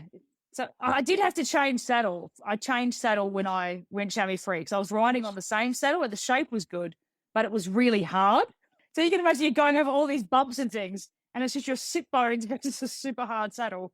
So there's some of it is that like your body has to get kind of used to it, but some of it is I needed a softer saddle. Like I changed, I had the same shape, same size, etc. But and everyone's obviously going to be different. What works for me will not work for everyone. But for me, that has made everything just so much better. I don't have issues with saddle sores. I don't have, it's like a combination of good hygiene in that area, like, baby wipes, whatever it is, keeping clean and having a bike fit. So imagine if you've got too much weight on your sit bones or too much weight on your hands, like you're going to be sitting in a strange way, and that's not going to help the situation. So the bike fit's a thing. And I think having like breathable natural fibers instead of, because you think about a chamois, how much sweat is absorbed by that thing and how often it would actually be clean on one of these events. Sorry, if you could see my face. I so know gross. What it is disgusting, isn't it? So sitting in that is not a desirable experience. So my first race to the Rock, I had like some mountain bike liner type chamois. I had regular, like, I think I like Rafa bibs or something. And I had some merino boxer shorts with me because I'd only ever ridden like multiple days like this, maybe 3 or 4 days. But what works for 3 or 4 days, I discovered does not work for these big long things because you never stopped enough for things to get dry. Washing these is a pain in the neck. Packing them's a pain in the neck. You ain't got time for that. I don't want to sleep in this thing either. I've got to get changed out of them. So all of that stuff made it all just way too hard. And so for me, the piece of kit is just really the absence of a chamois. That's really what is much simpler. That's one of the aspects of my kit that I find most beneficial, I guess. A couple of pairs of beautiful silk box or merino boxes, bamboo boxes as you call them, are a hell of a lot cheaper than a good quality chamois. Well, and again, this is personal preference what works, but good bib shorts are going to set you back more probably than a good bike fit and a new saddle. So maybe it's Totally. Yeah. Yeah. You can buy a lot of blocks of cheese for that money. All right. Let's get into then Tour Divide. This has been your goal for a while. You said COVID saved you from riding it initially. And I guess what that meant is you will be able to, because of it, you built up experience doing other events to get yourself to the start line and experience this probably in the most prepared way possible. Yeah, well, having said that, it's been a bit of a journey. So in that time, as I'd planned to do the Tour Divide, but I hadn't planned to also move interstate to get COVID to life just doesn't, it's not like there's this perfect preparation that happened. I had this vision that I would train for the Tour Divide. I could actually do a structured thing where I'd do this. I've heard about sub-threshold efforts, but never done one ever. I thought I'd do all those things. But life doesn't work like that. So I did none of those things. And I said I got COVID too, like uncomfortably close to the event. So it was not this smooth sailing, get to the start line thing. But I think what the experience gave me though was knowing that you don't necessarily have to be super fit at the start line of these things. Being well is more important. Being healthy is more important. My body has had now time conditioning, doing these things before, always riding my bike around loaded. I felt good enough to go and do it, but was I at my prime? No. But that's what life is, because it's funny because I've had friends say to me, I was saying to them, why don't you come out gravel riding with me? Or what? There's one friend, she's like, I'm waiting till I'm in my peak fitness. And I said to her, what day does anyone wake up and go today? Like, today I'm at peak Watch fitness. is going to tell me. When does that happen? Yeah. What is the sign? Yeah, that's right. So you can't, I feel like if you waited for everything in life to be perfect, you'd never do anything. My husband's family is from Ireland and they have a saying, now it is about the weather, and their saying is, if you never did anything because of the weather, you'd never get anything done. Yeah, this is exactly. Like I mentioned in the introduction, the Tour Divide starts in Banff in Canada, but you actually flew in to Calgary and you rode to Banff. Yeah, it's not very far. Like it's just good to turn the legs and just to check your bike. You put your bike together at the airport. It's nice to just go and just your jet lag experience and you just kind of find your legs again. I just can't remember how far it is. It's not very far, 100 and something Ks or something. Yeah, nice kind of way to ease into it. Yeah. And it's a beautiful place to ride. Something that struck me, April, was that you said one of the hardest bits about doing the Tour Divide was knowing that you would have to do the small talk at the start line before actually getting underway. And that was going to be one of the difficult things for you. I really struggle with that. I've been very open about it. We talked about this before. Like, and this is not my identity. This is just a feature of how I function. Like, I'm on the spectrum. They used to call it Asperger's. Autism is the lingo these days. Like that stuff, I find really difficult. Yeah, that's much more anxiety inducing than the idea of me riding out on these trails alone. Like, I never am worried about the riding part on these things. Like, that's the part that I don't know, that draws me in, that I look forward to. And that's why I really do have mixed feelings about riding these things in the context of an event, as opposed to just taking the route and going riding them. So I've done either in different circumstances. But, when I get back from doing these things in an event, I'm a people person. Like, I enjoy meeting other people. I know that sounds illogical, but based on what I'm saying about small talk, but there's also the potential in these events. You're meeting all these like-minded people, and somewhere in the mix of this, you cross paths with someone after a few days, and there is a connection there with them through that shared experience that is much bigger than small talk. Once you move through, you filter through the people talking about their average speed and their goals and their training once you get past all of that and you're just out there in the woods with someone, I guess it lends itself. Some of the highlights in this trip are the people that I met on it and the kilometers that I shared with some of them. Like, that was really powerful. The small talk stuff stresses me out. I find that way more exhausting than riding all the hills. When I was prepping for the show, it gave me pause for thought. In me trying to put myself in your shoes, not knowing what it's like to be on the spectrum and not knowing what it's like to be like that, is it a case that those sort of things are hard and dealing with them in a day-to-day life is something that you've learnt that? It's not that it's a natural thing. It's like, I've learnt that this is what I do and that's how I do it. Absolutely. Yeah, definitely. And, all that social work training. Yeah, that was like intensive. Really intensive, watching videos of yourself interacting with people, then having someone talk you through what went well and what didn't. Like, it's super helpful. Because I didn't know, I was diagnosed quite late in life. I always knew I was different. I knew I was missing something, but I didn't know that is what it was. And I'm still learning so much about the impact that it's had. It's just so lovely, actually. Only recently, a friend of mine, this is like, I think possibly one of the kindest things that a friend has ever done. And people have done lots of nice things to me. She walks up to a dinner I was having with her and she said, I've been reading this book about this woman who's diagnosed with autism as an adult because I want to understand you better. And I thought, isn't that a lovely thing for someone to go and do? So she's been teaching me about myself. I started reading this book too because I'm still learning. Like, it's not the focus of my daily life. I am who I am. I'm wired a bit differently. I get that. But, there's certain things that I find excruciating on a daily basis. So my sense of direction is one of them. It might seem ridiculous because I do all these things. I could walk down the same street and be lost. Like, I could do it 1,000 times and still have no idea where I am. I turn the wrong way. It's so embarrassing. I struggle with recognizing faces. Like, I can meet the same person 10 times and still be like, oh, sorry, what was your name again? Like, I was a social worker and I work with people. I'm quite good with people. So these are things that I find so mortifying. But this book these are actually features of autism in women, particularly. The reading that I'd done about this was focused more on men. I didn't realize that some of the features, and I've done, like MRIs and whatever, and the way that the facial recognition happens in brain is that's obviously happening differently for me. So the fact that I didn't know these things about myself, I thought I was shit with directions. How is this possible that I'm so bad at this? You come down like a ton of bricks on yourself, not realizing this is an organic issue here. This is not something I have control over. It makes so much sense to me, though, now that I know that. This is why I love the purple line on my garment. I just follow the line. That's all I have to do. But it's simple. And so if I'm out for a ride with someone and they're not following the purple line, it's difficult to me, even if it's not in a race. The thing says I'd go this way. That's what the course is.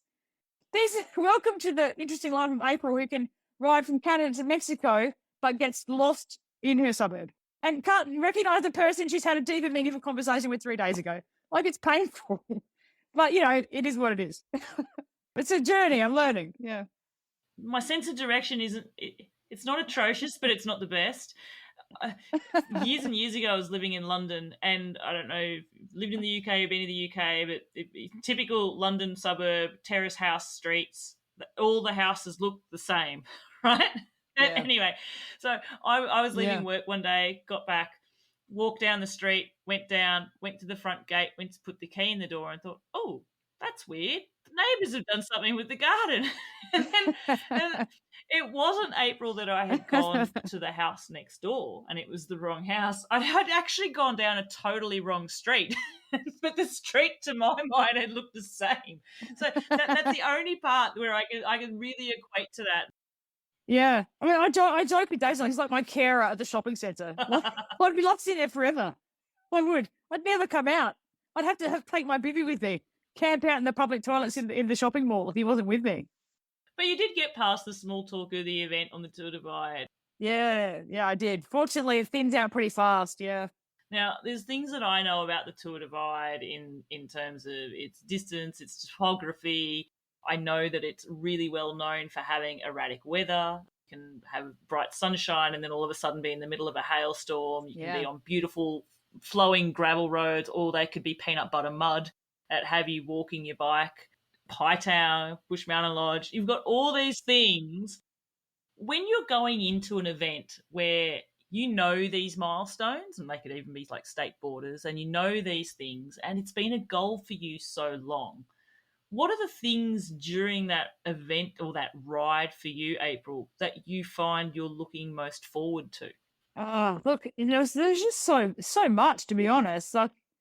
Like I said, I'm always curious as to what's out there. I think I was looking forward to that real kind of alpine terrain. So Jesse Carlson, one of the owners of Curve, so he, like I said, he rode the Tour Divide 10 years ago. So it was really special that I just started working at Curve at this moment before I went to go and ride the course. So he was really lovely, and he told me all sorts of facts about the Tour Divide that I wasn't aware of. So he told me that 60% of the course is higher than the highest point in Australia. Isn't that mind-blowing?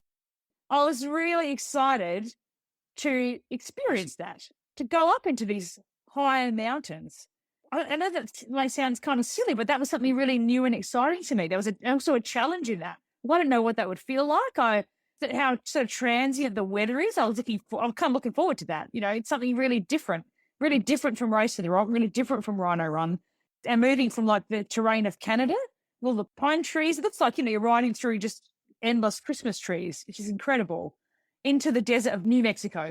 So that contrast and watching that happen from just the power of my own legs, getting from one place to another and being in it the whole time. Like I was super excited about that. I mean, Brush Mountain Lodge is just this iconic location on the Tour Divide. I don't know. It's like I'm out there living this thing that I never thought would be possible for me. Hearing all these other people's adventures. So even, there's a real iconic kind of hiker bike that happens quite early on in the course. But you're hiking up all over all of these rocks. It's within the first 250 Ks, like this hiker bike happens. And in the event, I'm hiking up this thing, and there's other people hiking up there too.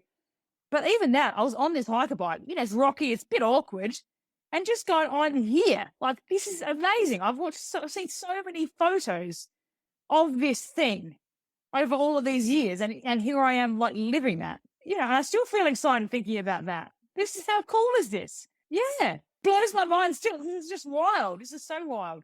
So, I was excited about that, and I love the desert. So I was looking forward to being out in these sections that I'd heard about as being kind of remote. But it's funny, the things that you look forward to don't end up being the highlights. It tends to be how these things go, which is kind of awesome. It's not that those things aren't special. They're really special. But there are also features of it that you don't necessarily read about, or you don't necessarily hear so much about that. You have these magical experiences on, like it's some crazy sunset that you have, or there's some, I don't know, there's just, New Mexico was a huge surprise to me. I don't know. I don't think I've really thought too much about New Mexico other than it's like near the end. But the terrain out there was just so much more rugged. It looked more wild than some of the terrain that I've ridden before on the course. What made it more wild? I think it just feels a bit more extreme somehow. Like it's not as well groomed. The climbs are steeper, they're rougher. It's kind of more varied. So you're hiking up over like rocks and sand. And there's one climb. I don't know how long I was on it for, but you're in the baking sun. Like it felt like hours and hours. And I don't know if people listening to this, know what I'm talking about. On my navigation screen, got the elevation profile, and I was zooming out and zooming out and zooming out in the profile. And this climb, it was this dark red color and went on forever. And that doesn't tell the story though. The story is that it's like rocks and sand. You just like rocks and sand and rocks and sand. And you've also got a solid distance between points for water on that section. So you've just loaded up. I was carrying probably 8 liters of water or something, and you're hauling up all this stuff. And I love that. And there's a bit of challenge in that, and that I knew that the other side of it. I'd seen riders coming the other way, and they told me that the descent was worse. So there was a bit of time pressure, like, should get out over this before the sun goes down, because this is going to be harder to get down in the dark. I love that. That was exciting to me. That unexpected moment. Yeah, totally unexpected. I don't know. I mean, people have probably written about it. That just wasn't something that stuck out to me. And there were other aspects of New Mexico. Some of the state forests were surprising. There was a section, apparently everyone else in Chinooka Tour de Ride, but I hadn't paid attention to, like a hiking track. But this hiking track is very washed out. And when you're tired, you're carrying a lot of stuff. It was really hot. Like, I don't take risks on those sections. If there's washed out corners and stuff, I just walk those bits. I don't want to be falling off the edge of these, narrow hiking trails and things. So that was a surprise to me. It adds a bit of fun. You're just dealing with what's in front of you. Things like that surprised me. New Mexico was a huge surprise, and I guess it was a highlight. Like, I'd go back and do heaps of riding around there. I loved it. That was great. What about the single track on the Tour Divide? Because from a technical point of view, because there's many times, April, when you've posted something and you say unashamedly that you're not thriving for single track. You would say it's not your skill. But I wonder, it's all with perspective, right? And everyone's different, and everyone's rating scale is different. No. I'm just bad at it. But what's your level like on single track? It's absolutely terrifying. I've tried to practice. I've got these well-intentioned friends have taken me out. And, I think, and I can just be open about how much I struggle with this, because I'm already open about it here. So I've moved to Melbourne. I've started working at Curve with a bunch of extremely skilled, capable riders, and a very niche community that have kind of got the gist. People come into the shop and some of them are like, "Oh, April, you just rode the Tour Divide." Like, that happens in this very tiny community. So then people come out and rides with me. There is an expectation that I must be good at riding. And I can see the penny drop when they realize that that's not the case. Like, there is a certain amount of surprise when people see me on this. I'm absolutely crap at it. Like, I'm so bad. I can't turn right to save my life. I can't. There's so much terrain. I just walk. And that just is what it is. I get really anxious about it. I'm very uncoordinated. Even a green trail is a big ask. But it's funny, if this is on the purple line on my device, because it's on a route, I can do it. No problem. Oh, wow. But if it's just like I'm going out for a ride one day, like, no. What if you knew that the deviation would bring you back onto the purple line? It's funny, because it's just not something. I don't enjoy riding single track, but I keep trying. Like, it's all I can do. Like, it is what it is. And I just say, like, I joke, if I was good at everything, it wouldn't be fair. So this is my downfall. My Achilles heel. I'm terrible at it, and I get really anxious about it too. So I apologize for all of the panic braking that occurs if you're behind me on a curve ride. I just the pile up. Can I say that really resonates so much with me? And I must say, I came across an amazing quote of yours where you said, and I think it was in the Tour Divide, "If I can't ride it brave, then I'm going to do it scared." And I thought, wow, that's awesome. And I've tried to channel that in elements. And so I hope that serves you well and doesn't lead you somewhere dodgy. just on my dismount. But I feel what's become clear to me, and it's only just recently, is Whenever I'm going mountain biking or I know I'm going to do a ride even on a gravel bike and it's going to put me on terrain, it's going to get me a bit nervy from a single track point of view, is I end up spending so much time in my head thinking about that part. Yeah.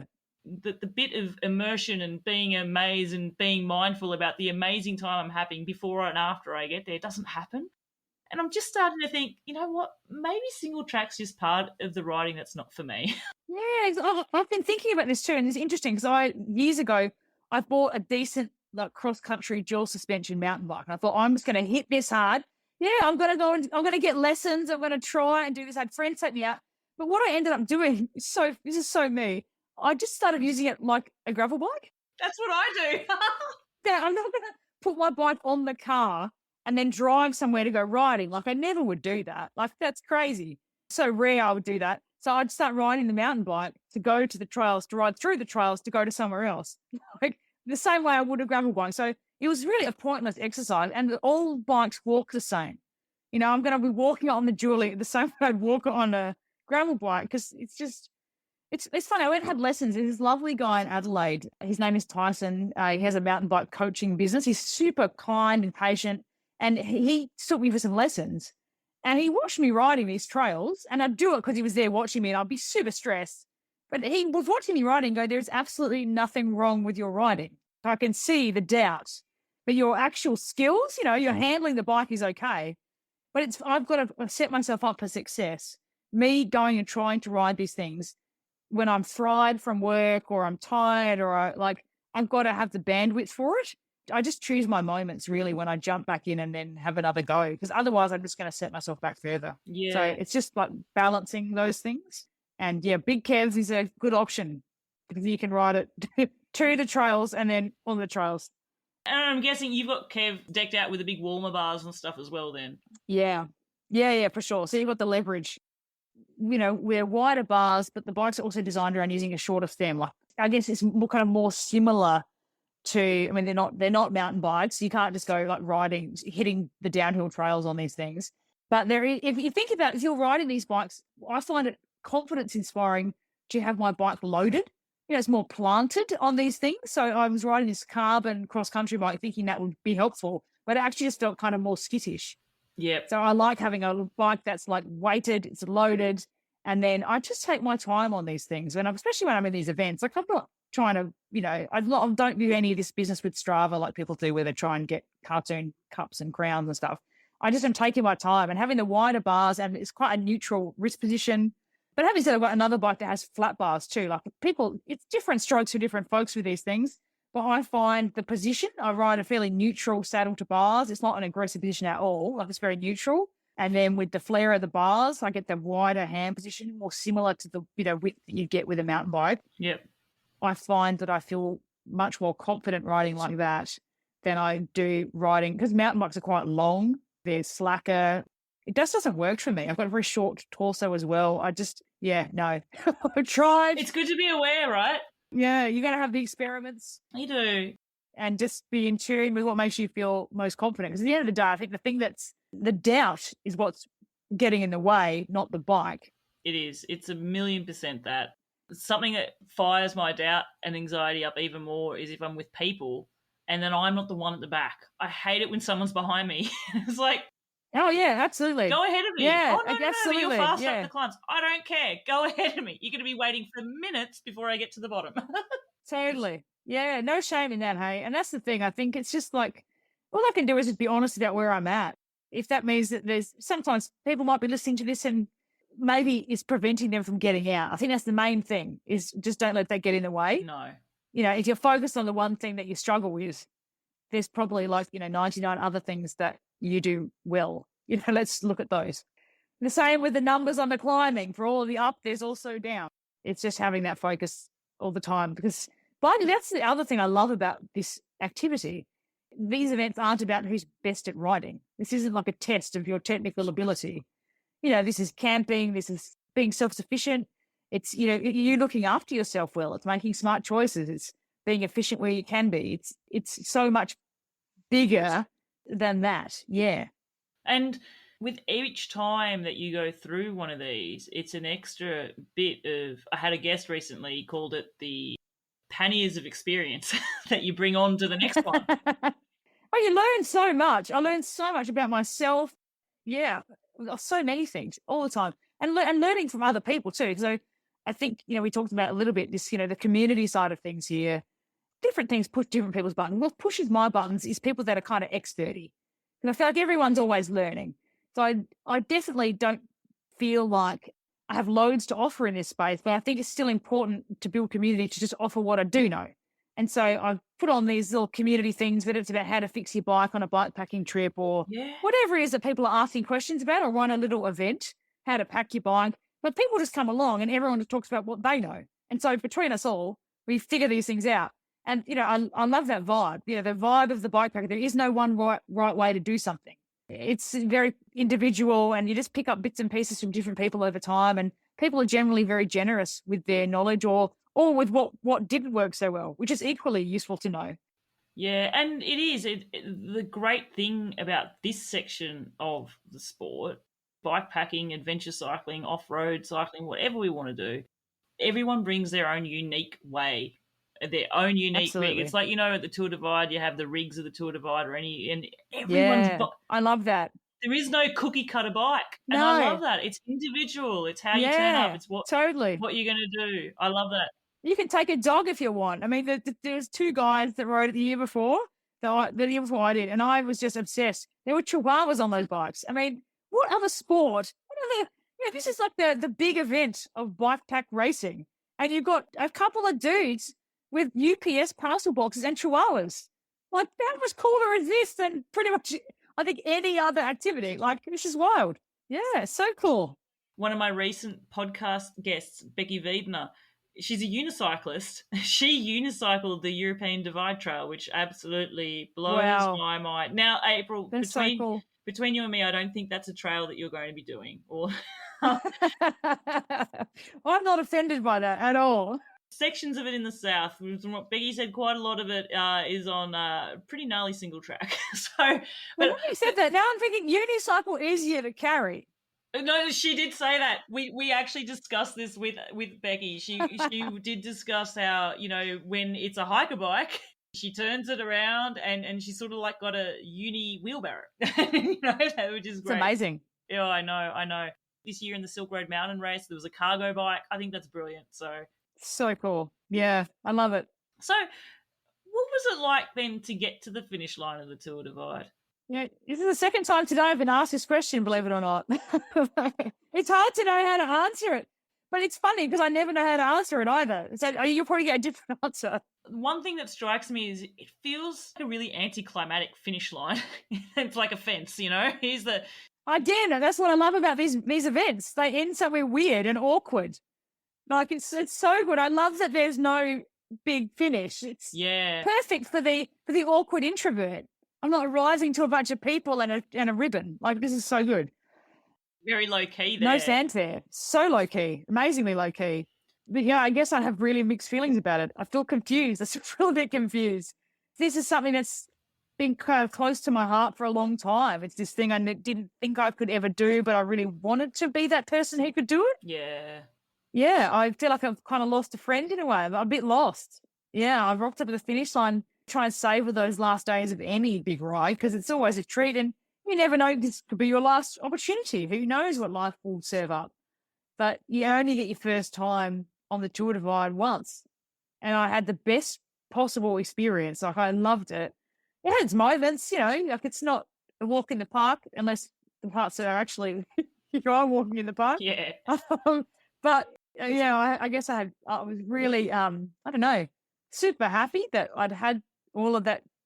Yeah, the journey that I had, that I met the people that I did. I was so lucky with the weather. Like it's just it's magic. Yeah. But equally, like it's magic, and now it's over. Yeah, I still have mixed feelings about it, and I think that will probably hang around for a while till I work out what's next. But it's a hard act to follow to come to the end of something that had been a dream. Yeah, the thing there as well, and on this podcast, something that I really love is that I'm championing the stories of guests having adventures on a bike, and they're not all the same adventures. We've got people like yourself riding ultra races off-road for the enjoyment, doing massive things like the Tour Divide, or I've got people who wow, loading their bikes up with 50 kilos and riding around the world, to people setting world records. The one thing that hits me that is so, that each of them does generally have in common is this unknown way of how to feel about something being complete, and that finality of a goal being met and what to do next. Yeah.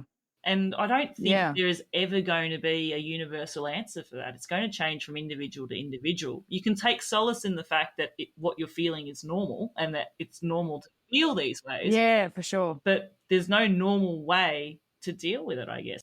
No. And I think, I guess what's guided me really well in recent years, which is probably converse to what you're socialized to do as an adult, but generally just like doing what feels fun. Like that's, whatever kind of is, and it sounds kind of Marie Kondo, doesn't it? Like to do what Does sparks, joy, what does spark joy, exactly. like. So, the fact that, because I really thought that joy was lost to me forever for a while there. So even though as a concept, something does spark joy, it's very moving to me.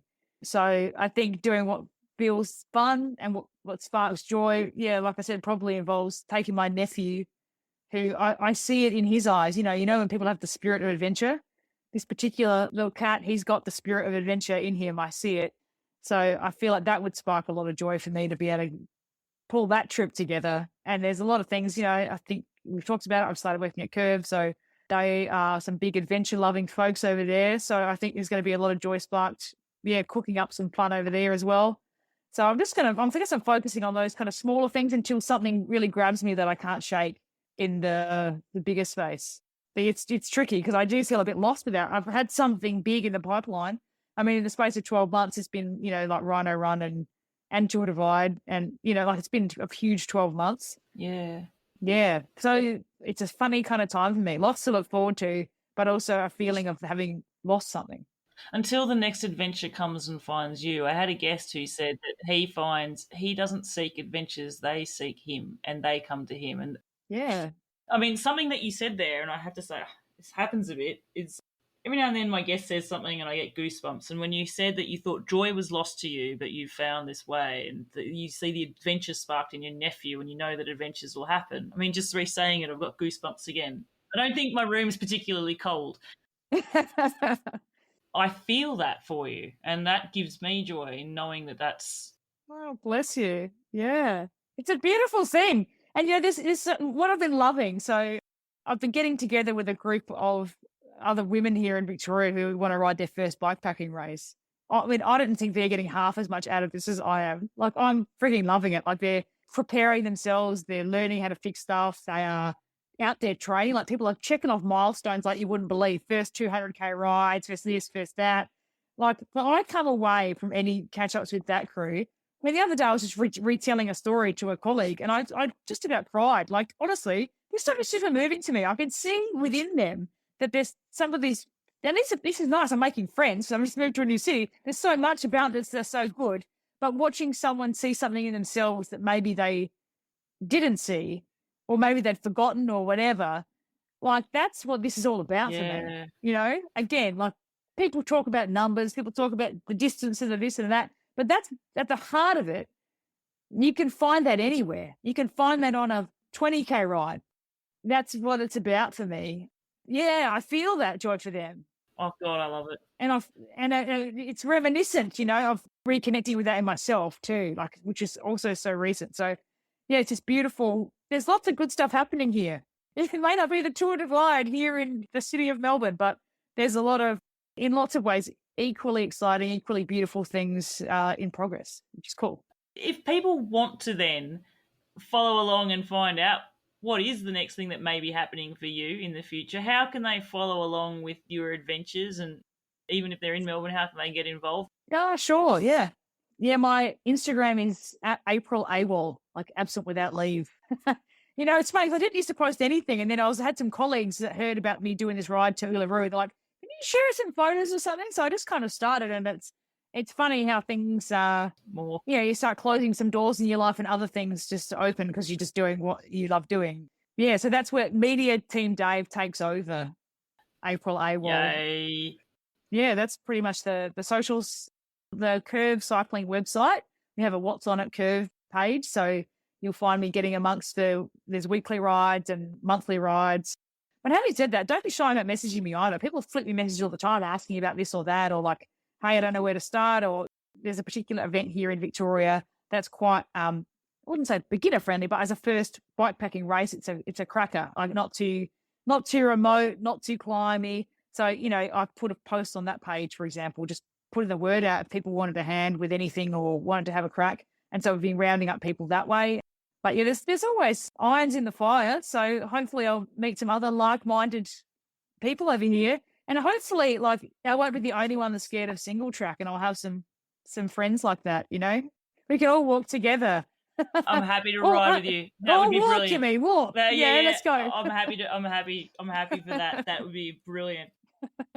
I don't want to wrap this up. I could talk to you for a whole day and still have more questions. Oh, I feel the same. This is fun. This is a long podcast, listeners, and I thank you so much for sticking with it, because if you've listened to the passion and enthusiasm April speaks, it's felt like time's just flown. But I do need to wrap things up, April. I have a few quick-fire questions, though, that I'm asking all my guests to finish the show off with, and I'm really looking forward to your answers on these. The first one is, okay, if you could choose a song to be the soundtrack to your adventures, this could be an impossible question, but this is already an impossible question. Oh my goodness. What's your song going to be? I think it's... God, wow. That's a huge question. What are you putting on? What you need some music to give you some motivation on your ride? What's the song you go? Oh, so it was a night ride and I wanted to get supercharged. It's No Sleep Till Brooklyn. No Sleep Till Brooklyn. Okay. Yeah, I think that's what it's called. I don't know. I think it might be the Beastie Boys or something. It's a ridiculous song. I know we're the same age. Yeah. But there's also a song by Editors that, it's a beautiful night ride song. Anything by Editors if I'm feeling in a reminiscent kind of mood out there, which is often the case. Yeah, Editors. But it's funny because my playlist is an eclectic mix of things that bring back memories. So there's lots of Daggy songs my mum loved. There's Taylor Swift for my niece. There's Ed Sheeran for my nephew. There's love songs for Dave. Oh gosh, I love this because I love that it's eclectic like that. So eclectic. The whole purpose of asking this, and listeners know, is a guest of mine, Mackenzie Barney. She cycled around the world. We got talking about music, and then she said, "Bella, why don't you create a Seek Travel Ride playlist?" And so I'm creating a playlist from all my guests. Each of my guests gets to choose a song. It's an eclectic mix because they're from all around the world and all different ages. I'm going to get onto this. Yeah. Oh, yeah, no, I'll let you know when it's out there for sure. Oh, please. That's cool. Yeah. All right. I've got you down. Okay. Last two questions. April, the situation is thus. You're going to be riding your bike all day, which is awesome because that means that you're going to have a great time, right? But your choices are you can ride your bike all day up a constant climb or all day into a vicious headwind. Which one are you going to choose? Oh, no question. The climb. Absolutely. Absolutely. I'd take 3 days of a solid climb over probably 2 hours in a headwind. Oh, gosh. One with my soul. Not only will we not face single track together, but we will constantly climb as well. I love it. Hell yeah. I love it. Let's go. Okay. Last one. You're going to be riding your bike on a day. It's only for 4 hours, which I know is a really short amount of time for you, but it's 4 hours of bike riding, which means it's going to be awesome. Would you choose to ride on your own or would you rather ride with other people? Gosh, that is a really hard call. If it's only a 4-hour ride, probably with other people. Oh, that's what I thought you were going to say on that. Yeah. Because a lot of my guests that ride long distances, for 4 hours, were happy to ride with others. Yeah, for sure, yeah. For long distance ridings, they want to be on their own. That's an interesting insight I've learnt from that too. Okay, 4 hours with other people, maybe 4 hours with your nephew overseas. Oh, yeah. Yeah, listening to some eclectic music on an awesome tour. Yeah, for sure. Whatever he's into, I'm down with that. I love it. Oh my gosh. April Drage, it has been an absolute pleasure to connect, to hear your story and to just take inspiration from what you've done. The positivity that you ride your bike with, it's so obvious in the way that you present yourself, in the way you talk about your adventures, in what you share on your social media posts. I definitely invite all my listeners to check some of this out and to follow along with where your adventures are taking you. Thank you so much for sharing your story with Seek Travel Ride. Well, thanks so much for your time. This has been like loads of fun. I love talking bikes and adventure, and thanks for highlighting the adventures of so many awesome women on your podcast too. That's pretty cool. Uh, Absolute pleasure. Avec plaisir. Thank you. I learned so much chatting away with April there during this conversation, and I felt so much as well. There were a lot of things that she said which really resonated with me, and I think it was the way and the style that she takes on these adventures. It's not that she's not doing the hard stuff, she's just enjoying herself so much when she's out there. She's making the most of every single day, living up on this bike ride of hers, enjoying where pedaling her bike is taking her, seeing the sights, sounds, and fully being immersed in that sensory experience. I am excited so much to see where April's next adventure will take her. If you've enjoyed listening to this episode, I definitely welcome you to follow the show in your podcast player. It just means that you'll be notified when we release a new episode online, which comes out pretty much every week. It's an absolute pleasure to continue to bring the stories of our guests to you each week, and I really hope that you are drawing inspiration from their adventures while planning out your own one as well. Until the next episode, I'm Bella Malloy. Thanks for listening.